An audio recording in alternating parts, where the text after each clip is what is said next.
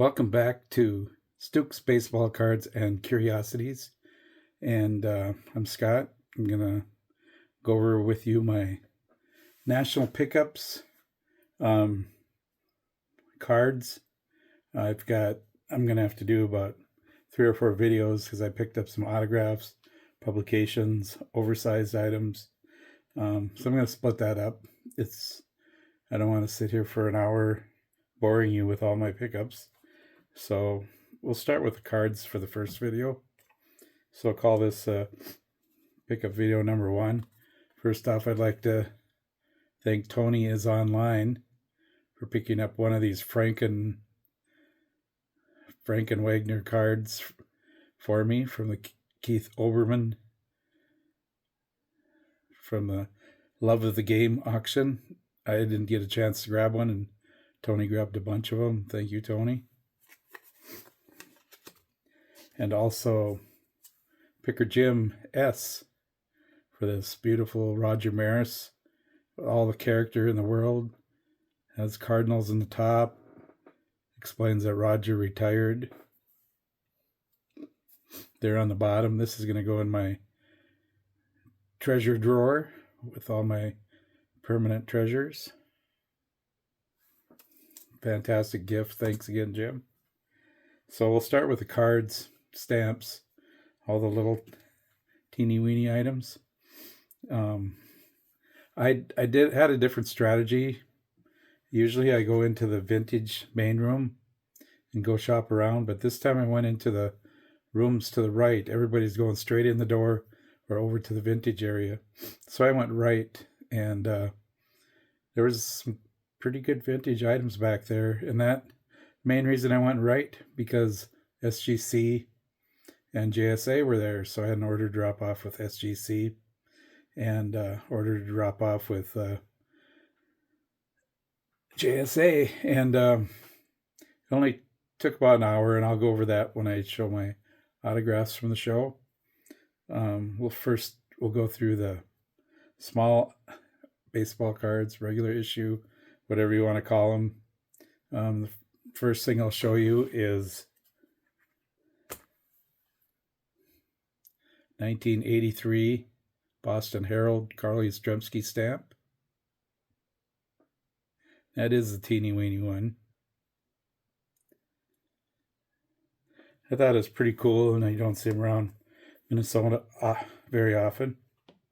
And after I dropped off my JSA order, I went over this table. Turned into be a great table, and I bought this Jim Cott rookie for $20. As you can see, I didn't take the prices off yet. Here's another Jim Cott. Guy had a lot of nice Twins cards for me. 64 Killebrew. 65 Killebrew. And he was offering me his a courtside seat to the last WNBA game of the season in Indiana against the Minnesota Lynx. Of course, the Minnesota Lynx have one more game they play after that against the Fever at home in Minnesota. That's one of my favorite Tony Oliva cards with the trophy on it. A couple 65 embossed Killebrews.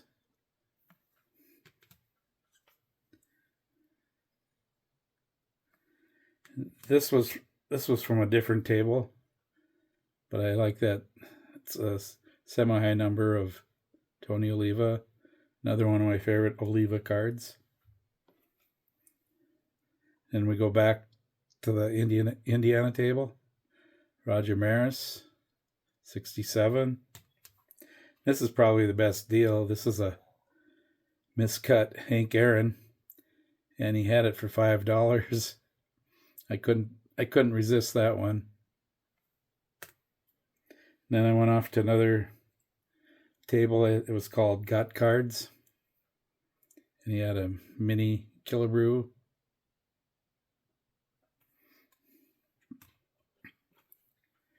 And a mini Oliva.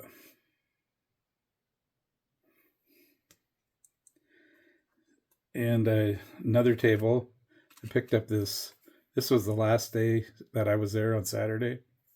Picked up this Converse set, and the big stars in it are Magic Johnson and Larry Bird. It's from 1989, 90 possibly. I've seen it. I had to check eBay to see what dates they were putting on it, and it varies between 89 and 89.90. So, meanwhile, back at the Indiana table, I asked him if he had any other Harmon Killebrew cards. So he pulled this box out from under his table, which I like to see, and he pulled out a Bazooka card, 1961. Beautiful Harmon there. And besides Harmon, I go, do you have any other players in there? Can I look through them? So he handed me a stack of them, and here's what I pulled out as stack of Bazooka cards. I've never seen so many Bazooka cards unpriced, ungraded at one table. You know, it's been a long time. Here's a 61 Roger Maris Bazooka, 61 Ernie Banks. I hope I got these years right. It's basically you go by the number on the bottom, or the pose, as I'll show you in one case. And here's the 61 LK line. Then we go to 1962, another Roger Maris.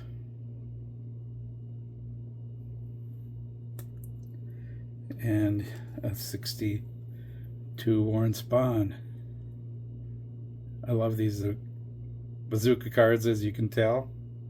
Just don't see them very often. And here's a 1963 Don Drysdale.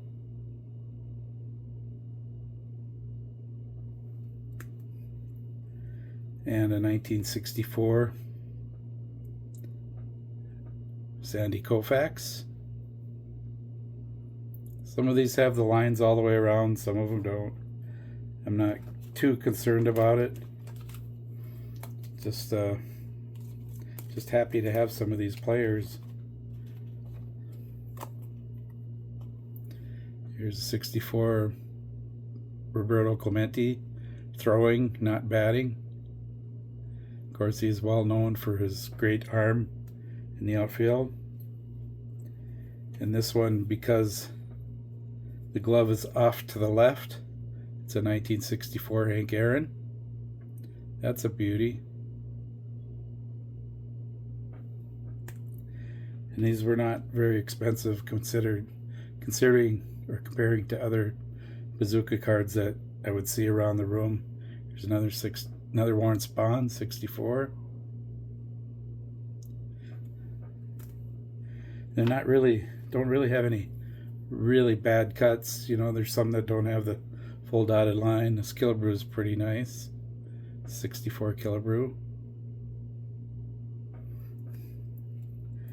And he also had 64 Stamp Clemente.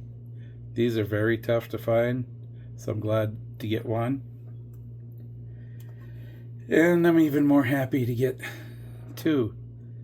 Well, it's close to 2. It's 2.95% of a card. Or it's 2.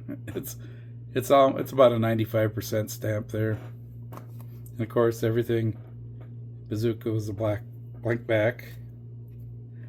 And then I went shopping around, and everybody's talking about Stan all the time on the Philly show and Strongsville. Well, I went over and visited his table, his booth, and I found this Tony Oliva.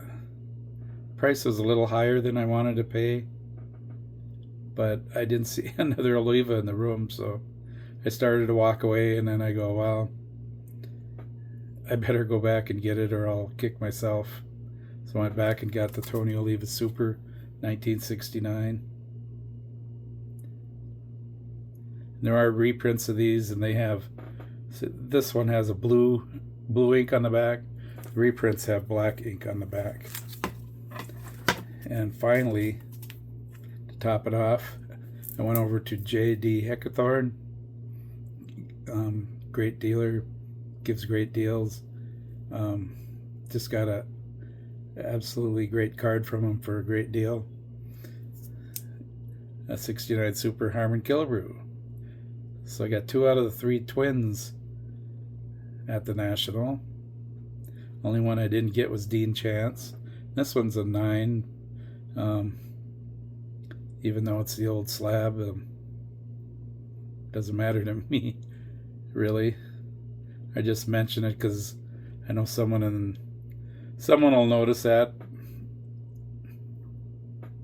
So, love these supers from 69, and I was sitting by Willie Mays for 10 times the price of the Killebrew, so I was very happy to get it. And next video, I'll either probably go over the oversized cards or the autographs,